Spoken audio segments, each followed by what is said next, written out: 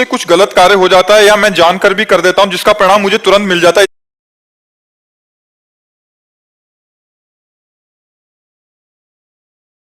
इसका मतलब मुझे आगे नहीं भोगना पड़ेगा उसको? ये तो कर्म की लघुता और गरिमा पर है कि आप जैसे ऐसा पाप किए हैं जो आपका इस जन्म में जो छोटा मोटा कष्ट मिल रहा है उससे आप तो आपको नरक भी भोगना पड़ेगा और अगली गंदी योनि भी मिलेगी। अगर छोटा मोटा कोई पाप है तो छोटी मोटी घटना में निपट जाएगा। हाँ, बस ये तो आप थोड़ी निर्णय करेंगे। अब हमारी समझ में तो ऐसा लगता है कि हम कोई पाप ही नहीं किया यार, लेकिन जब वो केस फंसता है और उसका न्याय तो बहुत होता है। फिर जरा से छोटे पाप का, अब आप देखो, एक मांडव्य नाम के ऋषि थे, आपको घटना बता रहे हैं, श्री महाभारत में भगवान श्री कृष्ण द्वैपायन व्यास देव जी ने लिखी। वो हाथ उठा करके अपने आश्रम में ऐसे तप कर रहे थे, तो कुछ चोर राजा के यहां से चोरी करके भागे, तो राजकर्मचारियों ने उनका पीछा किया, तो उन्होंने बचने के लिए ऋषि के आश्रम का सहारा लिया।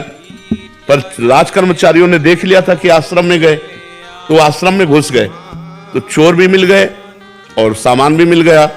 तो राजकर्मचारियों को लगा ये बाबा जी का ढोंग कर रहा है, मांडव्य ऋषि को ये चोर रखता है, और चोरी करवा करके ऐसा उनको भी बांध लिया। अब वो इतने समाधिस्थ हैं कि उनको होश ही नहीं है, भगवान में इतने लीन है कि उनको होश नहीं है। राजा के पास गए, राजा ने तुरंत आदेश कर दिया सबको शूली पे चढ़ा दो, तो सबको सूली पे चढ़ा दिया और मांडव्य ऋषि को भी सूली पे चढ़ा दिया।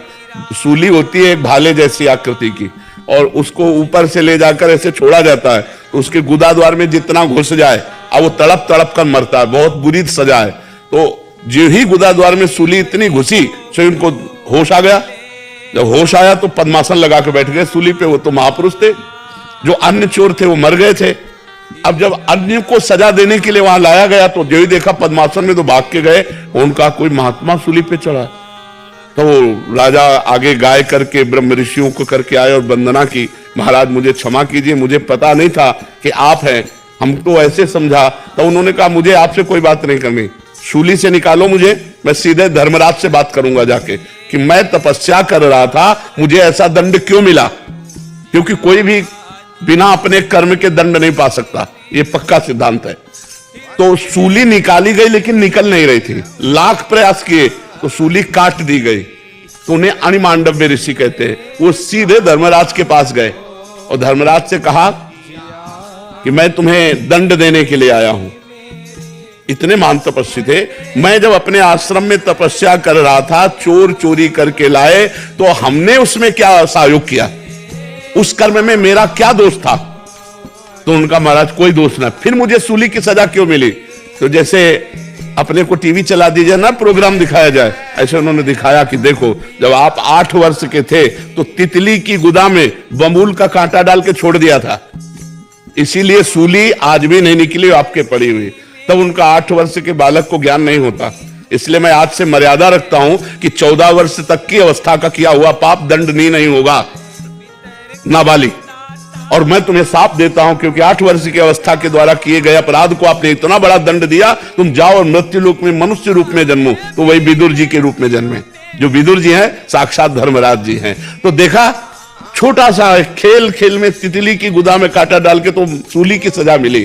तो हम लोगों से जो अपराध बनते हैं उनका बड़ा भारी दंड मिलता है।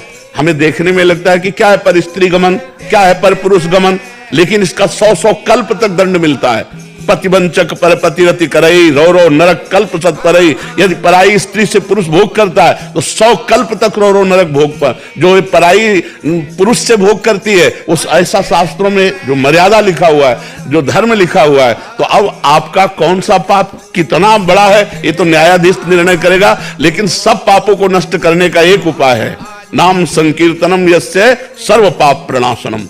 समस्त पापों को नाश करने के लिए भगवान का नाम गरज रहा है। नाम जप करो, नाम संकीर्तन करो, तो इसी जन्म में सब